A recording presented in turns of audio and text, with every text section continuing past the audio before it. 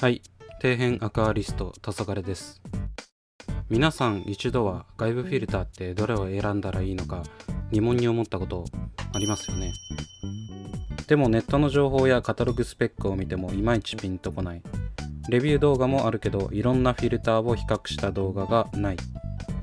じゃあフィルター手に入れて自分で比較動画作ればいいじゃん。ってことで現在主流になっている4社の外部フィルターを購入し、それらを徹底的に比較していきたいと思います。今回用意したのはこちらのフィルターたち。エーハイムのクラシックフィルター2213、テトラのバリュー X パワーフィルター VX75、寿のパワーボックス SV450X、ジェックスのメガパワー6090です。4社の主流製品で一番ポピュラーな60センチ規格水槽に適合する外部フィルターを選びました。この4つの外部フィルターを価格、大きさ、流量、特徴、静音性、付属品、機能性、メンテナンス性、素材容量、消耗品、保証期間などで比較していきます。それではまどろっこしい話は抜きにして早速見ていきましょう。まずは価格。価格の比較はすべて2020年9月のチャーム本店を基準にします。エーハイム2213 8700円、パワーフィルター VX75 8500円、パワーボックス SV450X 6900円、メガパワー6090 8200円。圧倒的に安いのはパワーボックス SV450X、 他は横並びのような形です。次に大きさ。実際のサイズ感はこちらの映像を参考にしてください。寿のパワーボックスが一番スリムですが、ホースコネクターが大きい分、ジェックスのメガパワーと同じくらいの高さがあります。次に流量。メガパワーが一番流量が少ないです。VX75 がダントツでパワフルですね。次は露材容量。カタログスペックでは露材がどれぐらい入るか書いていない製品があります。ろ過層全体の容量を書いている製品がありますが、実際に入る露材容量は上記の値です。その中でもテトラのパワーフィルター VX75 はちゃんと露材コンテナ1つあたり1リットルと書いてあるのが良心的ですね。エーハイム2213は3リットルと書いていますが、実際は露材コンテナを使用すると 500ml 露材容量が少なくなります。ホース径はどれも内径 12mm、外径 16mm に対応していますが、パワーボックス SV450X、メガパワー6090は給水側が内径 16mm、外径 22mm になっています。続いては専用露材の価格です。スポンジフィルターや生物露材は使用する方によって露材寿命が変わってくるので、ここでは省きます。だいたい半永久的に使えるのかなと個人的には思ってます。活性炭やアンモニア吸着剤など各製品によってあるものとないものがあるので、そちらも省きます。ウールマットはどれも同じような製品で定期的に交換しないといけないので、そちらを見ていきましょう。メガパワーが頭一つ抜けて安いです。パワーボックス SV450X はすごく高いですが、その分厚みのあるウールマットになっています。次は保証期間です。エーハイム、テトラともに2年。パワーボックスとメガパワーは淡水使用1年、海水使用6ヶ月です。エーハイムとテトラは堅牢なイメージがありますが、メーカー側の保証期間からもその信頼性が伺えます。パワーボックスとメガパワーは半分の期間、海水だと4分の1と心もとない期間となっております。というわけで一通りの共通スペックを見ていきました。続いては実際の製品を見ていき、外観や製品ごとの特徴を見ていきましょう。まずはエーハイムクラシックフィルター2213から。外観は緑を基調としており、ヘッドは黒色と全体的に武骨な感じです。若干透明になっているのは中の露材の状況を確認できるようにとのことです。モーターヘッドの開け方はこの側面についている金具を4つ外して持ち上げるだけです。突起部分に手をかけられるので簡単に開きます。ろ過槽の中にはコンテナがついています。取っ手がついているので取り出しも楽です。回転させると蓋が外れ、中にろ材を入れられます。丸いので方向関係なく適当に入れられるのも楽ですね。隙間は全くなく密閉性も高いので効率よく水がろ材を通過します。給水パイプは下にあり、回すと外れます。これが結構くせ者で、向きを変えようとすると緩んでしまい、そこから水漏れが発生することがあるので気をつけてください。ここにもパッキンがあるので、しっかり締めても下部から水漏れする場合はパッキンの劣化を疑いましょう。他の製品は給排水口がモーター上部にあり、水を上から下に送り、また上に送らなければいけず、水の通り道をろ材容量内に確保しないといけません。エーハイムの場合は給水口が下についており、下から上に水が流れていく仕組みになっているため、ろ過槽を目いっぱいろ過に使用することができます。単純な仕組みだからこそ効率的なろ過が可能になっているわけですね。モーターヘッドを取り付ける際は4方向どちらでも構いません。環境に合わせて給水側の場所と排水側の向きを調整しましょう。エーハイムは全体的にシンプルで初心者に優しいです。ただ僕的な最大の不満点はろ材コンテナの採用です。以前まではコンテナはなく、ろ過槽にそのままろ材を入れる形でした。ろ材コンテナによりろ材容量は少なくなり、コンテナの外からろ材の状況を確認できなくなりました。メンテナンス性向上のために採用したとは思うんですが、他の製品と違ってコンテナが1つしかないので、結局中のろ材をばらす必要があり、あまり意味がないです。コンテナを使用しない場合はろ材固定板を別途購入しないといけないのですが、1つ1000円もする上、2つ必要になります。それ以外はとてもいい製品です。単純構造だからこそ堅牢、効率的なろ過能力があり、初心者でも簡単にセッティングができる外部フィルターです。続いてはテトラパワーフィルター VX75 です。外観は光沢感がある紺色でスタイリッシュです。上部に取っ手があるので持ち運びも楽です。ろ材と水が入ると結構な重量になるので、これはとても助かります。そしてパワーフィルターの一番の目玉機能がこれ、取り外し可能な給排水口です。両側のロックボタンをスライドさせることで取り外せます。このように簡単に取れます。取り付けるときは逆の手順です。ロックボタンをスライドさせます。しっかりと押し込んでおかないとロックボタンが詰まるので、スライドさせるときは少し押しておくとスムーズです。そして給排水口は360度回転するため自由度が高いです。モーターヘッドの外し方は、前と後ろのストッパーをまず外し、両側のストッパーを外します。この時にしっかりと水平になるまで開かないと外れないので注意してください。ろ過槽を見ていきましょう。一番上に蓋があり、中には3つのコンテナがあります。取っ手がついているので取り出しやすいです。どれも1リットルのろ材が入るようになっています。入れ方なんですが、他の製品と違って取り付け向きを間違いやすいので注意してください。ロゴが書いてある方が前で、コンテナの取っ手に書いている矢印部分を右にして取り付けてください。右上の筒が水が入ってくる部分になるので、しっかりとはめながら入れていきましょう。全体的に若干ゆとりがあり、この隙間から水が流れてろ材を通過しているのか少し心配になります。モーターヘッドを取り付ける際もしっかり確認して取り付けてください。コンテナの向きを間違えてても取り付けられるので注意が必要です。パワーフィルターはとても機能性に優れており、見た目もいい感じです。ただ、コンテナの気密性や向きの間違いやすさなどが欠点です。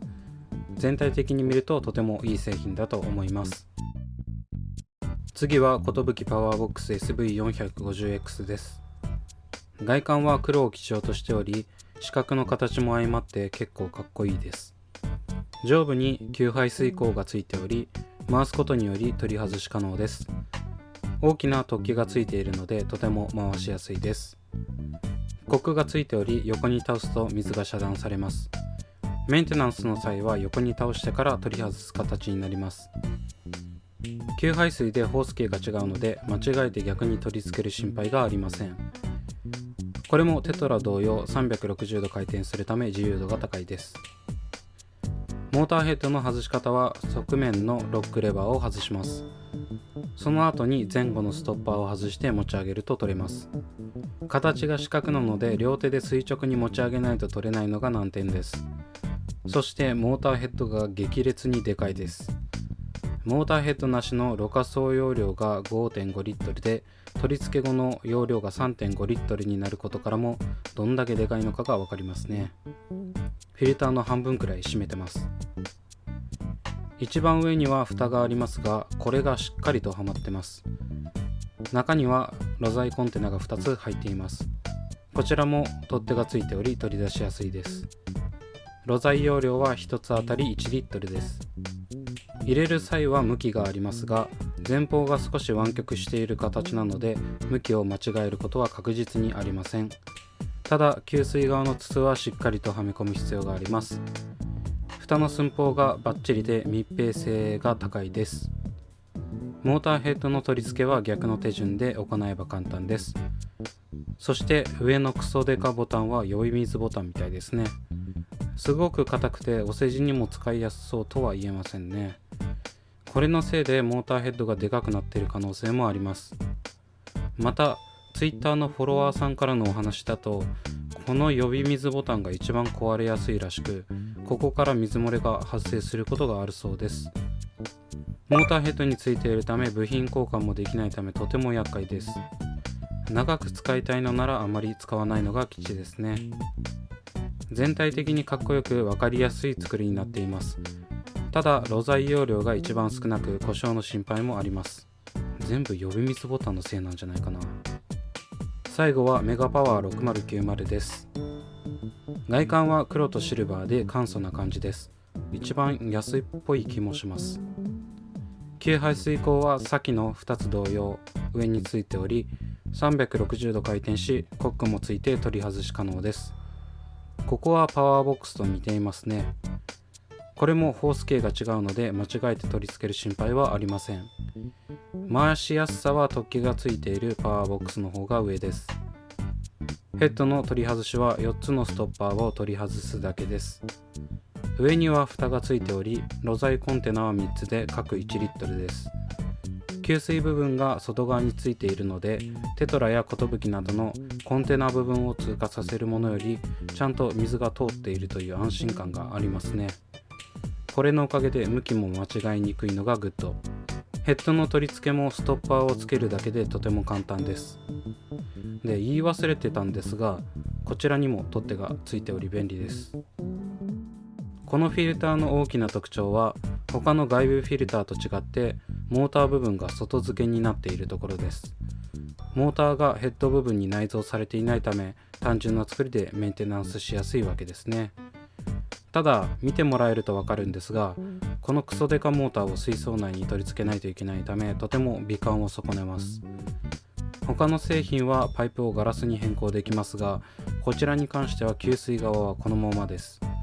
また水槽内にモーターがあるということは多少なりとも水温に影響があるのも念頭に置いておく必要があります。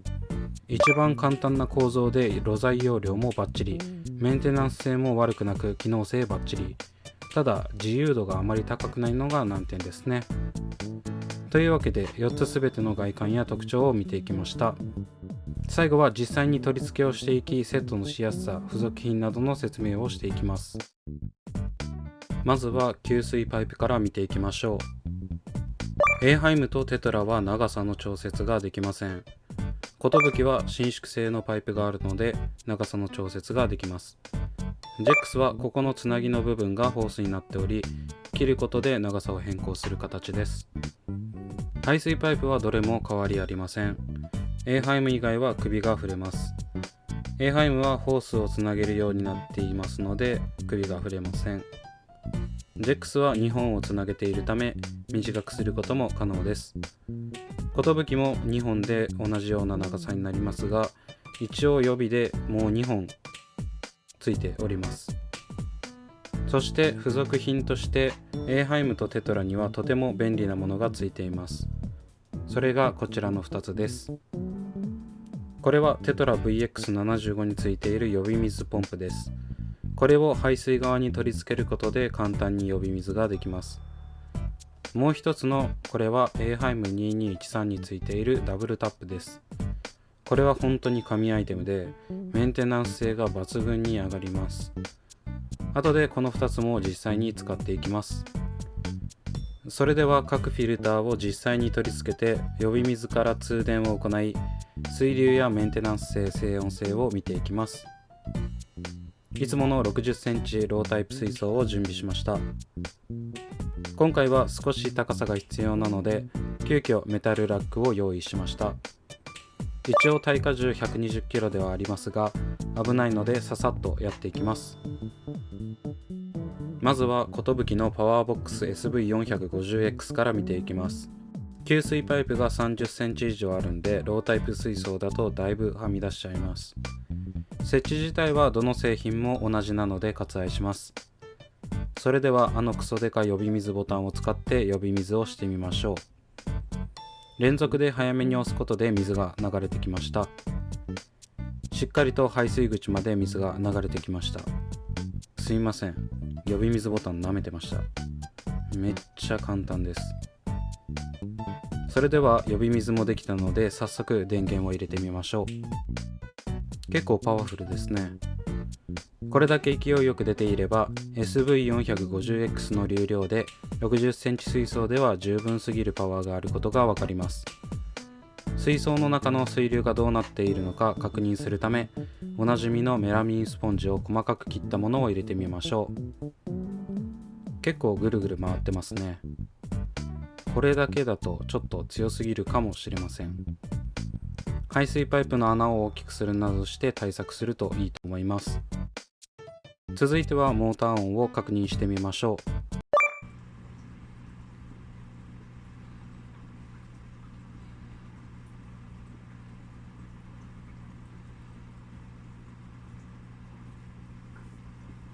う。めちゃくちゃ静かです。正直耳を近づけないとほとんど聞こえません。SV450X は静音性バッチリです。最後にメンテナンス性を確かめるためにホースタップの部分を外してみましょう。結構水漏れます。下にタオルを敷いておかないと厳しいですね。ちなみにフィルターを傾けると普通に水が出てくるんで気をつけてください。続いては JEX のメガパワー6090です。こちらは外付けポンプの裏に吸盤がついているので四隅に設置します。ここで気づいたんですが必ず給水側を四隅に設置しないといけないので排水パイプは反対側から取り付けないと干渉して固定するキスゴムが使用できません。前面に大きいポンプを設置するわけにもいかないのでしょうがないです。今回はホースの長さの関係上同じ側に無理やり設置しています。それでは呼び水をしていきます。外付けポンプなので電源入れたら勝手に呼び水できるんじゃないかなっていうことでそのままスイッチを入れていきます。ちゃんと水出てきましたね。呼び水いらずはすごいメリットです。流量はやはりカタログスペック通り SV450X と比較しても若干弱いです。ただ水流的にはこれくらいがちょうどいいんじゃないかなと思います。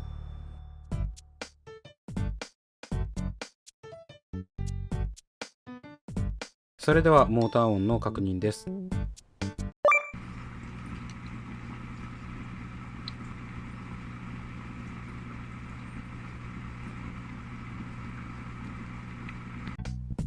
水中モーターなのでもっと静かなのかなと思ったんですが思いのほか音はしますね。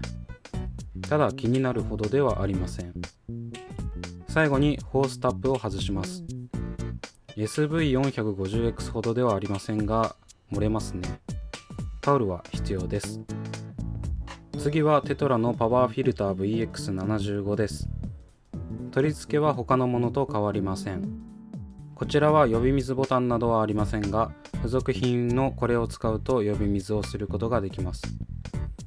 排水パイプを外しゴム部分を排水部に取り付けて何回か押します。すると簡単に呼び水ができます。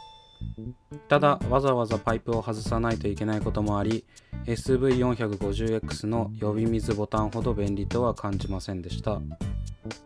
では電源を入れていきます。なんか変な方向に出てきますね。流量が多いんでこうなるんでしょうか。水流はやはり強いです。こちらも何らかの対策は必要になりそうです。続いてはモーター音。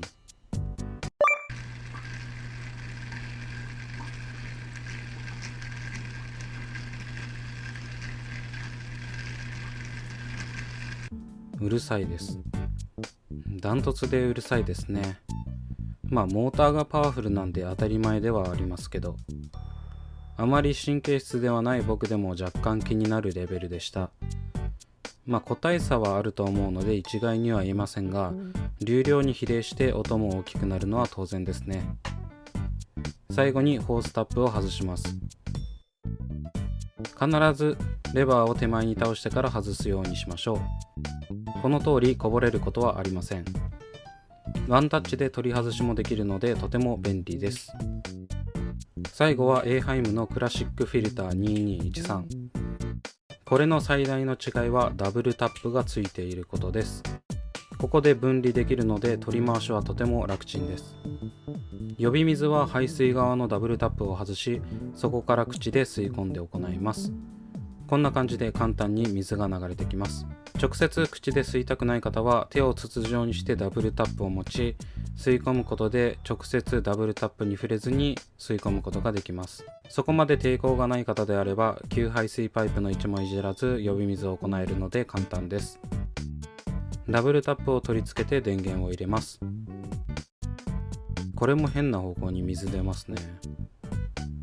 排水パイプの穴が一番少ないのでその分勢いがあります。水流も強いんで漏れなくこちらも加工が必要ですね。続いてはモーター音です。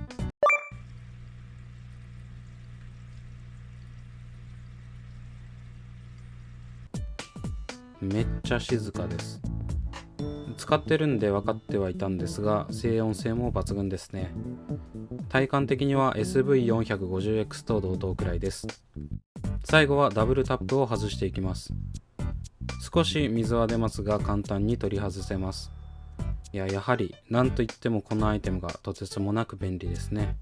正直ダブルタップは他の製品にも取り付けられるので、フィルターは他社製品でもいいのでダブルタップは持っていて損はないと思います。というわけで長々と話していきましたが、最後に総括をしていきます。エーハイムクラシックフィルター2213は仕組みが簡単で初心者も楽にセットでき、ろ過能力も十分でダブルタップが超便利で保証もバッチリですが、露材のメンテが他に比べて面倒なのと、付属している露材が貧弱だったりします。テトラパワーフィルター VX75 は露材容量が多くパワフルでメンテも楽でスタイリッシュで、セットの露材も充実していますが、コンテナの向きを間違えやすかったりモーター音がうるさかったりします。寿パワーボックス SV450X は安くてコンパクトで呼び水簡単でセットも楽で静音性抜群ですが、露材容量が少なかったりホース径が違ったりメンテナンスする際の水漏れなどには注意が必要です。JEX メガパワー6090は呼び水いらずでメンテも楽で露材容量も多いですが、外付けポンプがでかくて美観を損ね、配置場所の自由度やガラスパイプへの変更ができません。比較するフィルターのサイズは各社とても迷ったんですが、一応60センチ水槽用と記載されてあるのでこの組み合わせになりました。どれも一長一短ありますが、実際に触れてみないとわからないこともあったんで、購入する際の参考になれば幸いです。動画長くなって申し訳ないです。だいぶいらないとこ削ったんですけど、それでもいつもの動画の3倍くらいになっちゃいましたね。最後まで見ていただいた方はとても感謝です。これからも少しでも役に立つ情報などがあれば動画にしていきますので、また見てください。というわけで今回はここまで。Twitter と Instagram もやっておりますので、そちらも見ていただけると嬉しいです。チャンネル登録、高評価、コメントお待ちしております。動画制作の励みになりますのでぜひ。それではご視聴ありがとうございました。